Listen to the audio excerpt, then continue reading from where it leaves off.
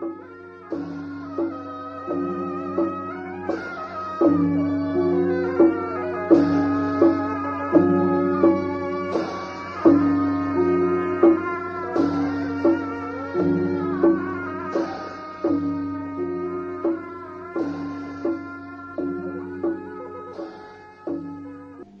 มะเป็นอาหารทางใจเน้อ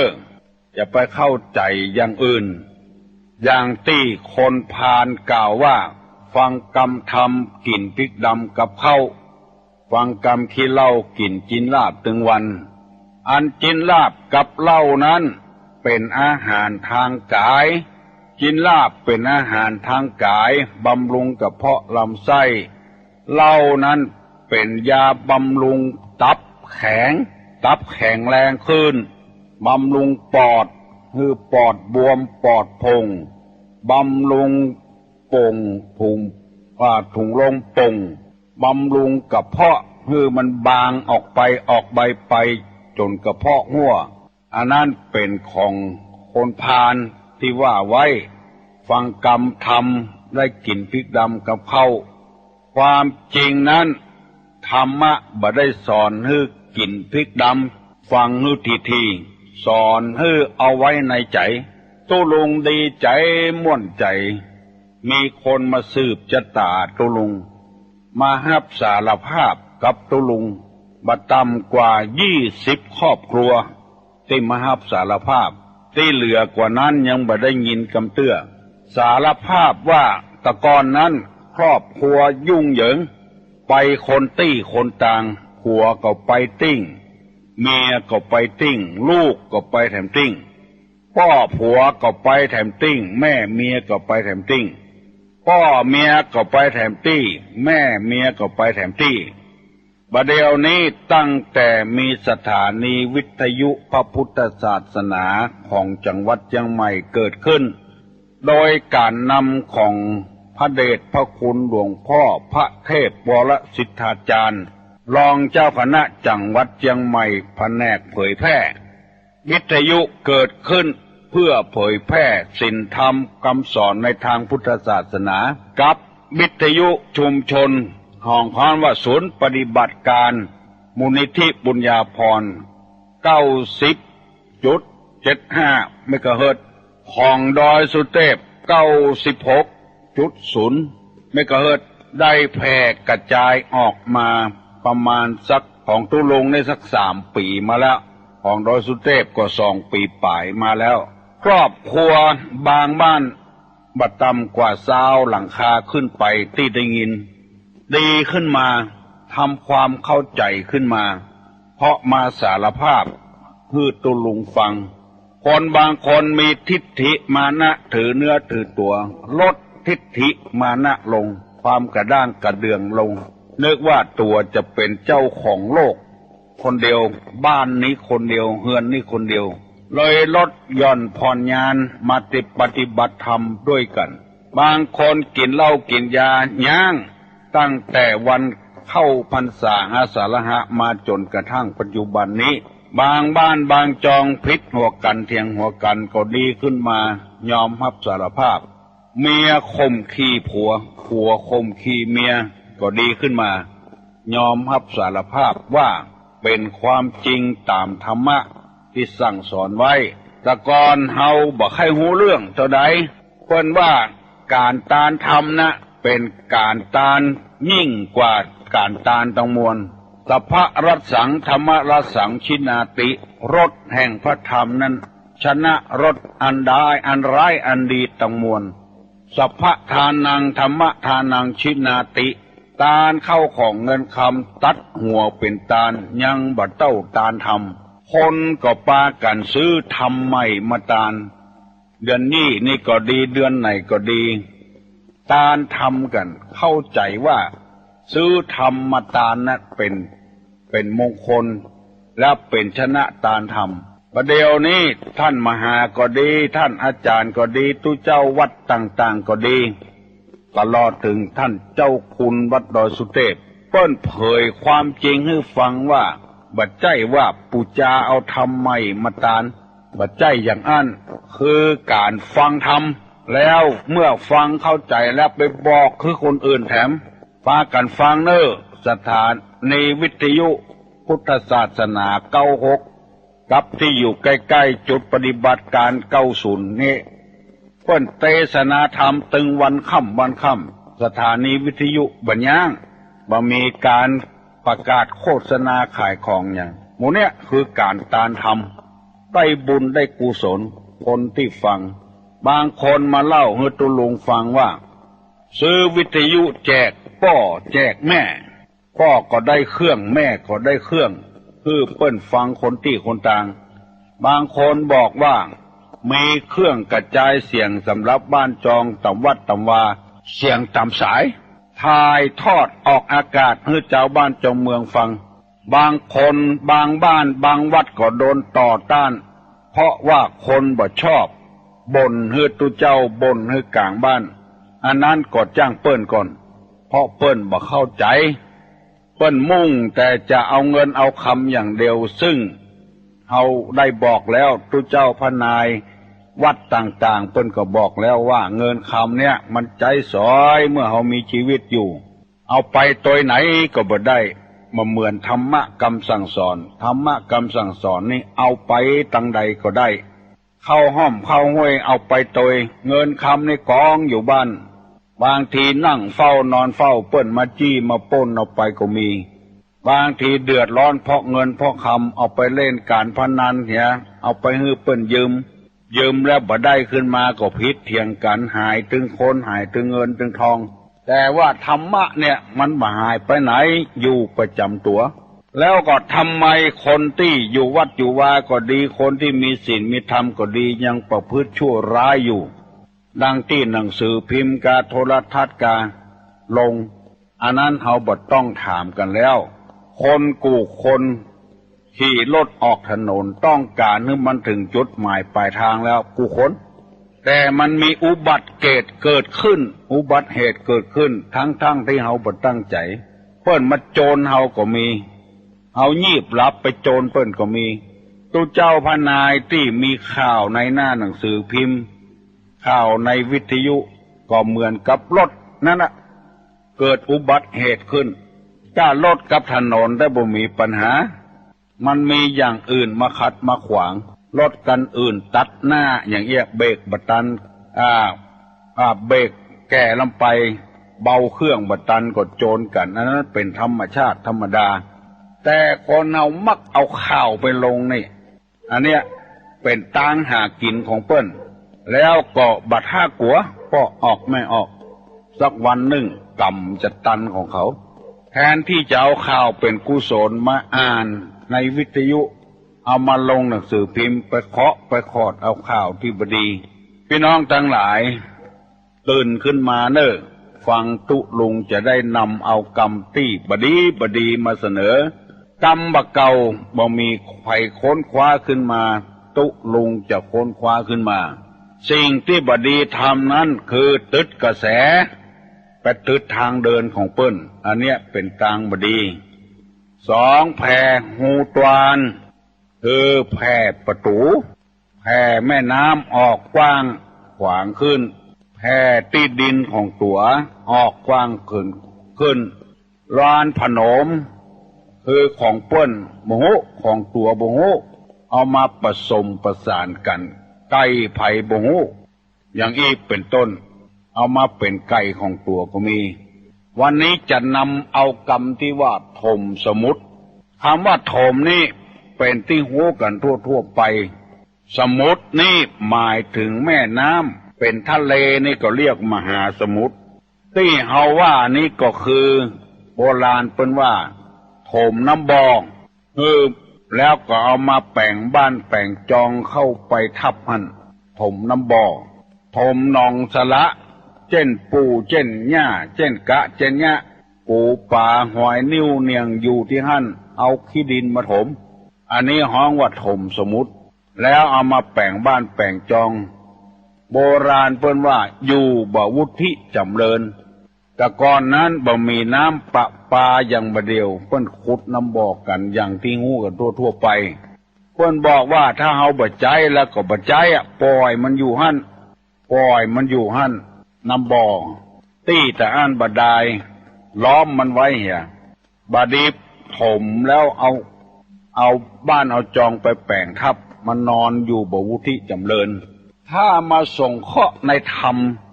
สมมติคืออย่างคือแม่น้ำแม่น้ำคือไผน้ำคือไอ้หยังคนก็ดีสัตว์ก็ดีต้นไม้ต้นตอกถึงวันเนี้ยถ้าบ่มีน้ำอย่างเดียวอยู่บ่ได้ต้องตายสิ่งสารสัตว์ก็ต้องตายบ่มีน้ำกินคนก็อยู่บ่ได้ต้นไม้ก็อยู่บ่ได้เป็นดอยหัวโล้นหัวล้านไปประตกประเสียงอันนี้เพิ่นคล้องกันว่าแม่น้ำนี่เปรียบเหมือนกับพ่อกับแม่เหมือนกับครูบาอาจารย์เหมือนกับพระเจ้าแผ่นดินเหมือนกับบุพการีชนบุพการีเนี่ยแปลว่าบุคคลผู้ทำความดีฮื้อก่อนพ่อแม่เป็นผู้ฮื้อกำเนิดกับลูกกับเต้าได้แข้งได้ขาได้หูได้ตาได้ตีนได้มือก็เพราะพ่อเพราะแม่ทราบกินเหม็นกินหอมได้เพราะพ่อเพราะแม่ผู้ฮื้อกำเนิดตาพ่ออันอย่างได้ก็เพราะพ่อเพราะแม่ฮื้อกำเนิดเชี่ยวคบอันอย่างได้ก็เพราะพ่อเพราะแม่ฮื้อกำเนิดเชี่ยวเต็มปากพ่อแม่บ่คิดเอาเงินเอาทองกับเฮาสักบาทถ้าเขี้ยวเฮาหล่อนปกดีเว้าไปก็ดีลองไปใส่ตามทันตแพทย์หรือว่าโรงพยาบาลอย่างถูก100 บาทใส่กำเดียวก็หลุดออกถ้าอย่างแปลงก็เป็นพันเป็นหมื่นเมื่อตุลงอยู่ในโรงพยาบาลหลวงพ่อท่านพระครูเวลุวันพิทักษ์อดีตเจ้าคณะอำเภอป่าซางเจ้าวาดวัดพระพุทธบาทตากผ้าได้ไปแว่เยี่ยมตุลุงแล้วไปนั่งอู้กับตุลุงก็ถามว่าหลวงพ่อมาเนี่ยอย่างวันนี้ก็มาเยี่ยมพระครูนะกะเขาว่าพระครูบ่สบายอันความจริงนั่นก็ไม่ใจเยี่ยมนะมาแปลงเขียวสีเนี่ยนี่คือพ่อเขียวสีเดียวพระครูเส่งไป3,000 บาทพ่อแม่เฮาฮื้อบดายเอาไปหาหมอเส่ง3,000 บาทถ้าเต็มปากนี่จะเส่งกี่หมื่นตุลงจำตะหอดประเดียวเนี้ยพ่อออกไม่ออกไผว่าพ่อแม่บ่มีบุญมีกุลก็ไก่ขอไข่ขอขวดไผเป็นคนสอนเฮา1+1เป็น2 2+2เป็น4ไผเป็นคนสอนเฮาครูบาอาจารย์ทั้งนั้นสอนดีบ่ดีโดนละอ่อนด่าก็มีครูคนหนึ่งอยู่ปืนลาบไปสอนบนดอยสอนนักเรียนว่า2+2เป็น4นักเรียนก็ปากันท่องนักเรียนบนดอย2+2เป็น4 2+2เป็น4 2+2เป็น4ท่องจนได้แถมวันครูไปสอนแถมว่านักเรียนเอาเรียนเลขนะวันนี้นะครูจะสอน3+1เป็น4นักเรียนบนดอยพอหน้ากันโมดมาด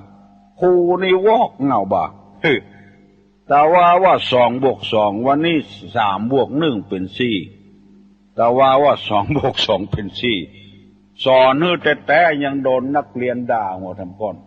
เนี้ยพอออกไม่ออกพี่ป้านาอาศรัทธานักศิลป์นักบุญทั้งหลายเอาไปเอามาโดนนักเรียนด่าโดย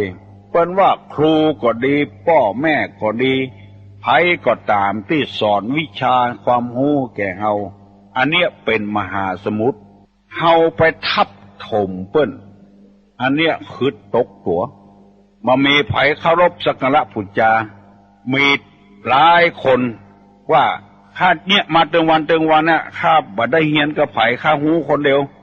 อันเนี้ยถมมหาสมุทรเปิ้นว่าบดีติดตุลงว่าร้านพนมถมสมุทรทับถมคุณงามความดีของเปิ้นเอาฮื้อก็ว่าได้มาคนเดียวหิหาคนเดียวที่บ้านจานสวนที่อยู่ตึงวันเนี่ยเฮือนแถมหลังหนึ่งบ่ได้บ้านก็บ่ต้องเจ้าเข้าก็บ่ต้องซื้อบ่าหูจักบุญกุลของเปิ้นมีกาก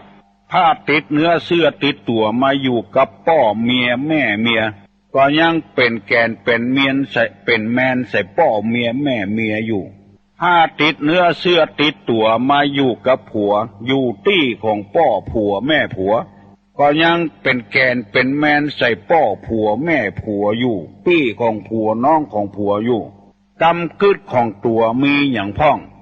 มาอยู่กับบ้านเปิ้นปากันจังพ่อผัวแม่ผัวพ่อเมียแม่เมียพี่น้องของผัวพี่น้องของเมียอันเนี้ยคือคนถมสมุดจำไว้เนอะปอกออกแม่ออกบัดใจว่าฟังกรรมทำกินพริกดำกับข้าวอย่างที่เขาว่าโจทย์จำไว้ไผ่ทำคุณงามความดีเฮาไผ่บวชเฮาเป็กเฮาในเข้าวัดสานี่เปิ้นล่นไปเซาะคารวะสะเก้าดำหัวบ่ต้องเอาอย่างไปเนอะเอาเข้าตอกดอกไม้ก็พอแล้วไปโสมาคารวะเหียเฮาได้เป็นตุเพาะไผ่เป็กเฮาอุปชานี่เปิ้นเปรียบเหมือนพ่อเหมือนแม่ผู้ให้กำเนิดในความเป็นตุเจ้าพ่อแม่เป็นผู้ให้กำเนิดกับลูกกับเต้าเปิ้นไปเซาะสะเก้าดำหัวกันครูบาอาจารย์อยู่ที่ไหนอุปชาอยู่ที่ไหนพ่อแม่อยู่ที่ไหนจะไปเป็นคนถมสมุดถมคุณงามความดีเปิ้นสะสมไว้เฮียนเปิ้นแต่เฮียนกำปากเปิ้นเอาไปเสาะหากินก็ว่าหูคนเดียวว่าเอาคนเดียว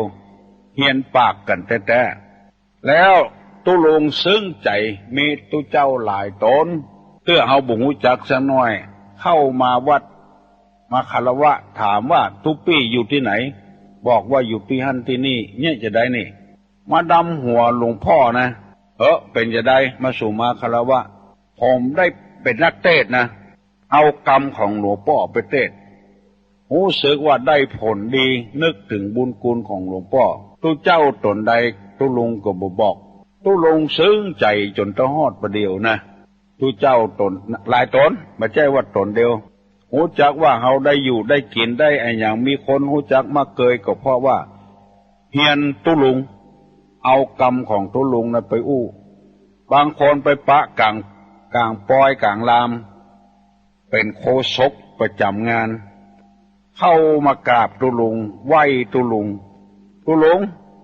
อันขอเมตตาเนอะไอ้ยังก็เป็นโคศกเนี่ยก็ได้เอากรรมตุลุงมาอู้จัดหนักเอาเตออ้ายของใดมันดีๆนะเหมือนเชื้อบ่ฟักเชื้อบ่แต่งเชื้อแบบอย่างเนี้ยถ้ามันดีๆก็เอาอู้ให้เปิ้นเนอะเหงื่อล่มในหนองทองถึงบ่ไปไหนตุลุงก็เลยอู้ให้เปิ้นฟังอย่างเอี้ย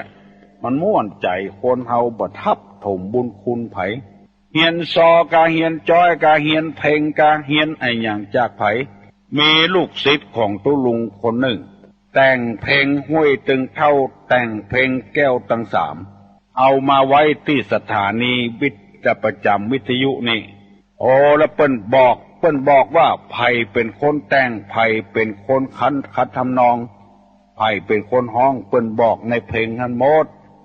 ตุลุงลักฟังแล้วรู้สึกว่าซึ้งใจบ่ลืมบุญคุณของคนคนนั้นขอฟังไว้เนอะพี่น้องทั้งหลายอันนี้นะเป็นสัจธรรมแต่นะความจริงแต่นะไผเนี่ยอย่างฮื้อที่ไหนจะไปลืมบุญคุณของเปิ้นสมัยตะก้อนนี่นะไผเป็นพ่อออกแม่ออกเป็กฮื้อบวชฮื้อนี่นะคือหมายความว่าพ่อแม่ตุกว่าสามารถจะเป็กลูกได้เพราะเสียเงินนักว่าสามารถจะบวชลูกได้เพราะเสียเงินนักจะมีศรัทธาแถมเปิ้นเพราะว่าพ่อออกแม่ออกคนใดได้เป็นลูกแก้วของคนนั้นนะเปิ้นบ่ลืมบุญคุณหรอกถ้าเป็นตุเจ้าอยู่เปิ้นก็ไปหามีถ้วยไหทลายปากอย่างก็เอาไปฮื้อพ่อออกแม่ออกที่เป็กมีเป็นพ่อคนที่สองถ้าบุญนักบุญบ่นักได้เชียงผ้าเหลืองออกไปเปิ้นก็ไปเนี่ยนาฮื้อพ่อออกแม่ออกกิน3 ปีก่อนแล้วเจนจะไปเอาเมียเอาลูกคนตะก่อนเปิ้นเศรษฐกิจเพียงพออย่างตุลุงเล่าให้ฟังอันนี้ขอฝากฝังไว้เป็นคติเตือนอกเตือนใจอย่างตุลุงบอกว่านะ ตู้ลุงดีใจเหมือนกับถูกหวยเจ้าคุณวัดพระธาตุโดยสุเทพวัดฝ่ายหินวัดอินทขินวัดเจ็ดลินถ่ายทอดเอาวิทยุชุมชนของมูลนิธิบุญญาภรณ์เอาไปกระจายให้เจ้าบ้านเจ้าเมืองได้ฟังตู้ลุงรู้สึกเปิ้นมีปุญคุณกับตู้ลุงเพราะว่าได้เอาธรรมะธรรมโมไปแจกไปจ่ายให้ป้อออกไม่ออกถึงบ่ลืมบุญคุณนึกตลอดเวลาอย่างเจ้าคุณดอยสุเทพตู้ลุงซึ้งใจเตื้อหนึ่งปีใหม่เปิ้นให้ไปรวมกันที่วัดพระสิงห์วรมหาวิหารเปิ้นไปดำหัวเจ้าคุณตั้งแต่ที่ปรึกษาเจ้าคณะจังหวัดไปแผ่วเจ้าคณะจังหวัดรองเจ้าคณะจังหวัดเจ้าคณะอำเภอผู้แก่ผู้อาวุโสเปิ้นเอามารวมกันที่วัดพระสิงห์ตู้ลงก็ไปโหดน้ำเปิ้นพระสงฆ์ครูบาอาจารย์ที่มีอายุแก่พอไปถึงเจ้าคุณดอยสุเทพเปิ้นหันตู้ลงกำก๊อกน้ำส้มปล่อยนะจะเอาหดน้ำเปิ้นพลาดพเลดลุกจำเมื่อตู้ลงนั่งตี้ของเปิ้นแล้วเปิ้นไปโคนมาหดน้ำส้มปล่อยให้ตู้ลงอันเนี้ยปอกออกไม่ออกคนที่หูจักบุญคุณบัดทับถมบุญคุณไผ่เนี่ยเปิ้นว่าเจริญรุ่งเรืองปกติเป็นเจ้าคุณนี่นะ4 ปีจึงจะได้เลื่อนจากเจ้าคุณธรรมดามาเป็นเจ้าคุณราชนี่4 ปีได้เลื่อนเจ้าคุณราชมาเป็นเจ้าคุณเทพนี่นะ4 ปีจึงจะได้เลื่อนเจ้าคุณบนดอยสุเทพเนี่ยได้ปีกับ9 เดือนในหัวในวังเปิ้นพิจารณาคุณงามความดีของเจ้าคุณพระเทพบรสิทธาจารย์เนี่ยปีกับ9 เดือนเนี่ยแต่เลื่อนจากจันราชมาเป็นจันเทพเพราะว่าบัดทับถมบัดถมสมุทรดังติตุลุงอู้มาพร้อมกันนี้ขอประกาศขอบคุณและยินดีกับป้อออกแม่ออกทั้งหลายเมื่อตะวานี้มีป้อออกแม่ออกชื่อว่าคุณสุชาติหินมะลิกับคุณกัญจนาหินมะลิรอกำเดียวเนอะขอเมตตากำเดียวคุณสุชาติหินมะลิกับคุณกัญจนาหินมะลิได้เอาควายมาตานในกล่องทุนมูลนิธิบุญญาภรณ์ที่วัดโสพนารามควายกำลังมานได้6 เดือนแถม4 เดือนก็จะเกิดแล้วยังมาใจบุญแตะใจบุญว่าเปิ้นกำลังจะเอาเข้าแดนประหารควายแม่ลูกที่อยู่ในท้องนี่พ้นจากความตายไปเลยบุญกุศลที่ได้กระทำเมื่อตะวานี้ขออุทิศไปให้เจ้ากรรมนายเวรของนางเกษมแสงบุญและนางกัญจนาหินมะลิรวมถึงเทวบุตรเทวดาอารักษ์ทั้งหลายแม่พระธรณีที่ปกปักรักษาบ้านหลังที่อยู่ปัจจุบันและหลังที่อยู่กุลพันธ์ขอยกมือ10 นิ้วอาราธนาสิ่งศักดิ์สิทธิ์ทั้งหลายมาปกปักรักษาเจ้าภาพแล้วแม่สีนวลของคำได้นำเอาเงินมาฝากท่านมหาวิษณุจารุธรรมโมวัดเจ็ดลินเอามาทำบุญซื้อเครื่องดนตรีพื้นเมือง600 บาทตู้ลุงได้ฮับละเนอร์บัดเดียวนี้ตู้ลุงจะเอาซื้อกล่องเปิ้นเอามาเพราะว่ากล่องยังบ่มีเตื้อบัดเดียวนี้เปิ้นเอามาที่ห้องส่งละขอเชิญเนี่ยเนี่ยได้ยินฟังไว้เด้อแม่สีนวลดวงคำแม่สีนวลฟังเด้อกล่องมาถึงแล้วท่านพระมหาวิษณุจารุธรรมโมวัดเจ็ดลินเปิ้นเอามาถวายเมื่อตะวานี่600 บาทเอาซื้อกล่องไว้เห็นแล้วส่วนชาบส่วนชิงนั้นมันมาแปลงเท่าใดไหว้หาศรัทธาวันหน้าใครจะอนุโมทนาโดยตู้ลุงเอามอบไว้ให้โรงเรียนบ้านศาลาประเดี๋ยวนี้ยังขาดละนาดขาดละนาดคุ้มละนาดเอกมันก็แปลงน้อยแล้วนอกจากนั้นไผ่ไข่ตาลหลักกังกาตาลก้องกา ตีบ้านร้องขี้ควายเนอะเปิ้นเอาพระเจ้าไปตั้งหันไผบักได้หันก็ไปพอแกเนอะในตำบลสันปีเสื้ออำเภอเมืองอยู่บักไก่บักใกล้กับวัดตุลุงเนี้ยเปิ้นมาบอกว่าใครได้หลักกังสักแก่นใครได้โต๊ะหมู่ปูจาถ้าไผ่มีจิตศรัทธาก็มาร่วมบริจาคยินดียินบานกับเนอลูกเนอพอออกไม่ออกพี่น้องศรัทธานาบุญทั้งหลายลูกได้แล้วฟังตุลุงเตศเนอน้องขุนแผนเนอน้องขุนแผนบ้านต้นเปานะ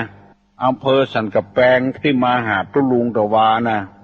ลูกแล้วก็ยังหมูลูกเนอไผ่ยังบ่ลูกเนอยอมตีโทรศัพท์มาหาตุลุงตะกี้นะโทรมาได้แล้วเนอะเพราะว่าตะกี้กำลังประกาศชื่อผู้ที่บริจาคอยู่เพิ่นจะได้ใจดีใจบานแถมน้อยแต่ว่านี่หลายหมู่บ้านท่านมหาวิษณุพร้อมกับลูกศิษย์ลูกหาวัดเจ็ดลินปากันมาดำหัวมาคารวะตุลุงตะวาดีอกดีใจโทลวดตาลเตียนโดยสังฆทานโดยก็บ่เคยกันกำเตื้อบ่เคยมาคารวะกันกำเตื้อก็รู้สึกว่าทำตามประเพณีพื้นบ้านพื้นเมืองก็ออกไม่ออกเดี๋ยวไปลืมเน้อกำว่าถมสมุตินี่นะที่เปิ้นว่าจะไปถมน้ำบ่อเอามาแปลงหอแปลงเฮือนถมหนองสละมันอยู่บ่วุฒิจำเริญแต่และแถมอย่างหนึ่งส่งข้อในธรรมะกรรมสั่งสอนก็หมายความว่าไปทับถมคุณงามความดีของคนอื่นแล้วเอาตั๋วขึ้นแทนอยู่บ้านป่อผัวแม่ผัวก็ไปพิษกับป่อผัวแม่ผัวอยู่บ้านอยู่เฮือนอยู่ตี้ของป่อเมียแม่เมียได้อยู่ได้กินกับเปิ้น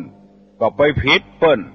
ได้อยู่กับพ่อกับแม่ก็ไปเดือดร้อนคือพ่อคือแม่มันเป็นคนคืดเนอะฮัลโหลโอ้ครับผมโอ้เจริญพรครับผมขอถามว่าที่เขาว่าชาการในคาบนักบุญนี่แต่อะไรอย่างครับฮะชาการในคาบนักบุญนะครับโอ้กำเดียวเนอะจะตอบเนอะครับผมครับชาตาในคาบน้ำบุญคือคนที่คำว่ามือถือสากปากถือศีลตัวเป็นนักบวชจะเป็นบวชอย่างก็จ้างเถอะเป็นฤาษีจีพามก็จ้างบวชนุ่งผ้าเหลืองก็จ้างเป็นชาตานในใจมันเป็นชาตานมือถือสากปากมันถือศีลมันว่ามันถือศีลกินเพนบ่นอนกับเมียอันเนี้ยชาตานแต่ว่าใจมันบ่ถือกับปากมันบ่ได้อยู่ในคาบของนักบวชแต่ใจมันบ่ใจนักบวชชาตานในคาบนักบุญมือถือสากปากถือศีลตัวมันแต่ปากมันแต่มันว่ามันเป็นนักบวชแล้วทำไมถึงไปนั่งต่อต้านก่อมอบตี้สนามหลวงอันเนี้ยคือจำไว้เนอะชาตานในคาบนักบุญตัวแต่บวชเป็นตุเจ้าแต่ใจบ่ใจตุเจ้า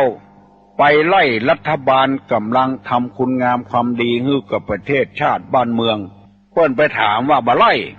ไปนั่งภาวนาขอให้เรื่องสงบยิ่งออกไปต่อใดเรื่องบ่สงบต้องอันคนที่บ่ฮู้เรื่องฮู้ราวหันตุเจ้าไปตุเจ้าซึ่งบ่ใจตุเจ้าบ่ได้บวชในบทสดไปอย่างอันก็นึกว่าเป็นความดีก็โลไปโดยนักบวชที่เป็นชาตานเอาผ้ามาหุ้มว่าเป็นนักบวชแต่ใจบ่ใจสะกำมือถือสา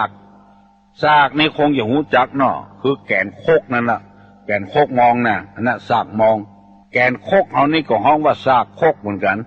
มือถือกำแกนโคกมองอยู่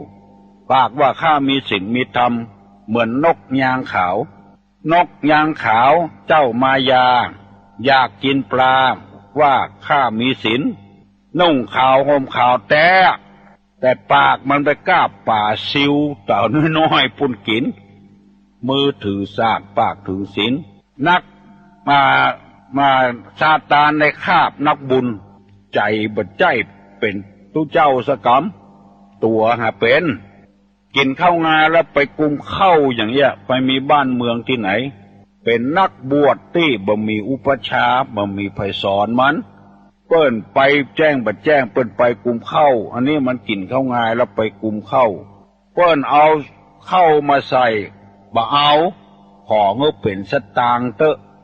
อันเนี้ยคือชาตานนั่นก็คือที่เป็นคนที่โหดร้ายทารุณที่สุดในโลกเป็นชาตานเป็นผีห้าผีหงมาอยู่ในคาบผ้าเหลืองคาบผ้าขาวคาบผ้าฤาษีมาคาบของผ้าดำๆที่นั่งอยู่ต่ำมาต่อต้านก่อมอบคนที่มือถือสากปากถือศีลนะปากก็ว่าถือศีล8มานอนกับเมียมานอนกับลูก ปนมมือเนอะตุลงอย่าปั่นปอนแล้วสัปปีติโยวิวัจจันตุสัพพะโลโกเวนาสตุมาเตภาวะตวนตะลาโยสุขีติคายุโกภาวะอภิวาทนะสีลิจานิจังวุธาปจายิโนยัตตาโลธรรมาวัฏันติอายุวันโนสุขังปะลัง